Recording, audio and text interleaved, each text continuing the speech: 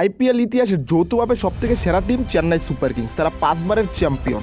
2023 সালে সর্বশেষ তারা আইপিএল শিরোপা উঁচিয়ে ধরেছে, কিন্তু 2023 সালের পর 2024 সালে তারা টপ 4-এ কোয়ালিফাই করতে পারেনি। কিন্তু 24 সালের পর 2025 সালে তাদের পারফরমেন্স জঘন্য, যাচ্ছে তাই। যে চেন্নাই সুপার কিংস শুধু আইপিএল খেলতে আসে চ্যাম্পিয়ন হওয়ার জন্য, সেই চেন্নাই সুপার কিংসকে এবার খুঁজে পাওয়া যাচ্ছে না।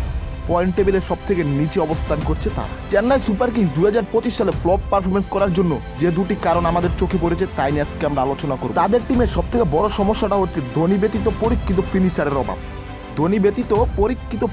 অভাব। তাদের টিমে দেখা যাচ্ছে। চেন্নাই সুপার কিংস তাদের ব্যাটিং অর্ডার থেকে সাপোর্ট পাচ্ছে না। 2 নম্বর কারণটি হচ্ছে ডেথ ওভার স্পেশালিস্ট বলার।